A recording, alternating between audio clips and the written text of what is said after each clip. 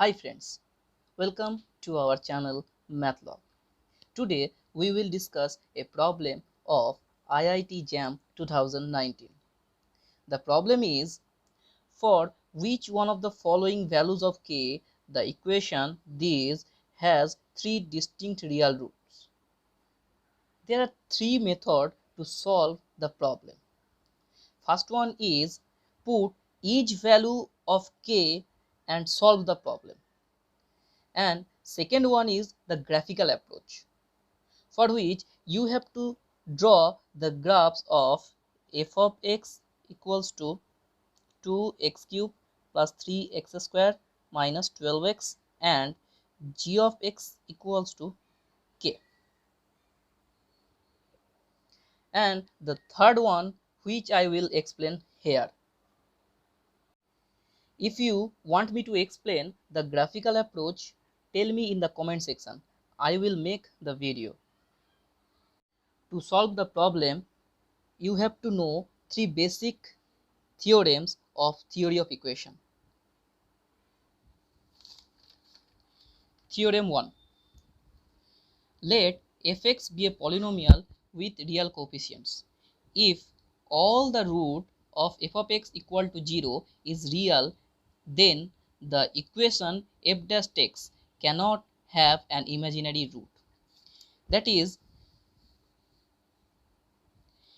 if the roots of f of x equals to 0 are all real, then the roots of f dash x equals to 0 are also real.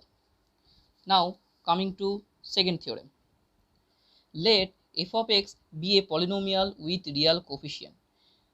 Between two consecutive roots of the equation f of x equals to 0, there are at least one root of the equation f dash x equal to 0.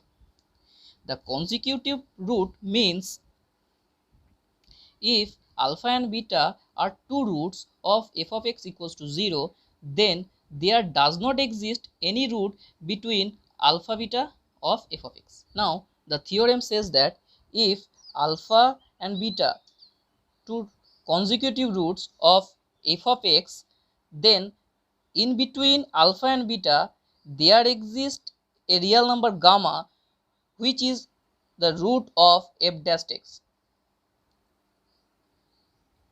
The second theorem, also known as Rolle's theorem.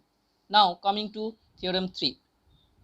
Let f of x be a polynomial with real coefficients.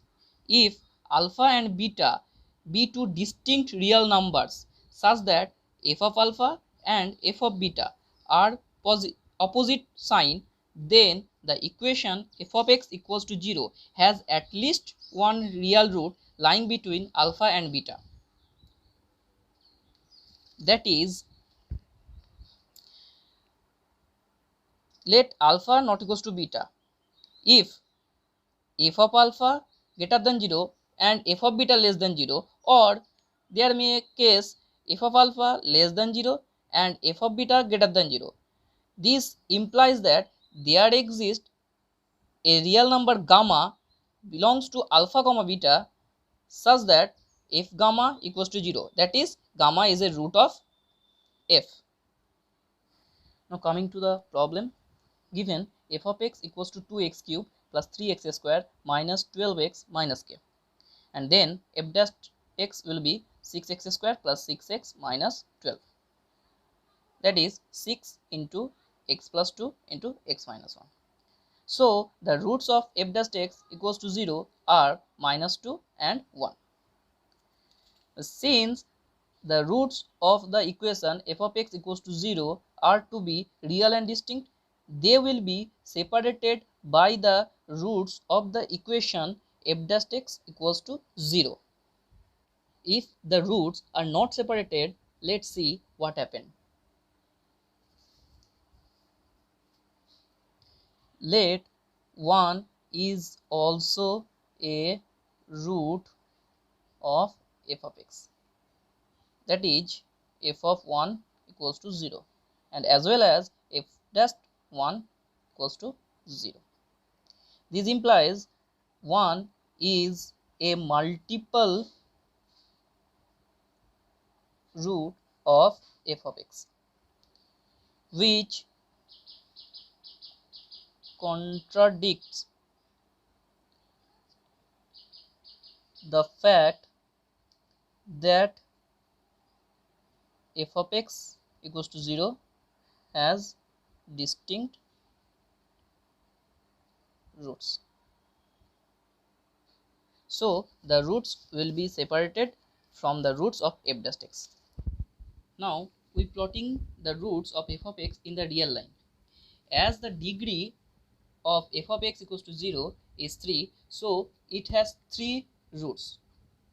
From the given condition we have they are real and distinct.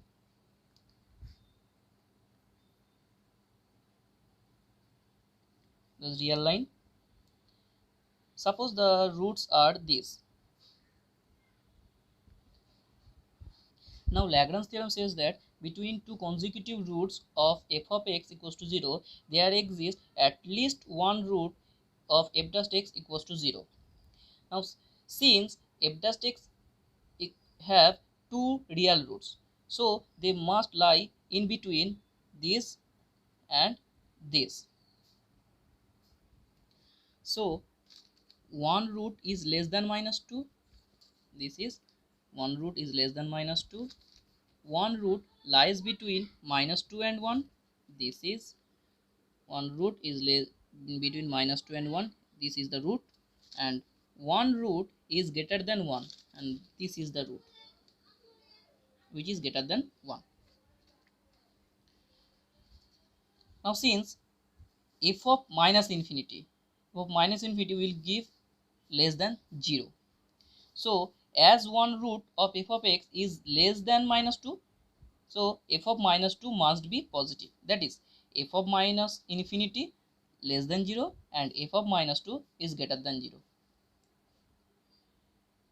Now f of minus 2 is 20 minus k is greater than 0, which implies k is less than 20.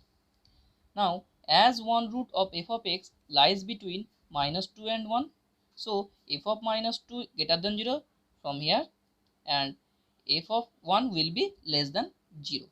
This implies f of 1 is minus 7 minus k is less than 0, which implies k is greater than minus 7. Therefore k belongs to minus 7, 20. So the option 1 is true, as 16 lies between minus 7, 20. Thank you.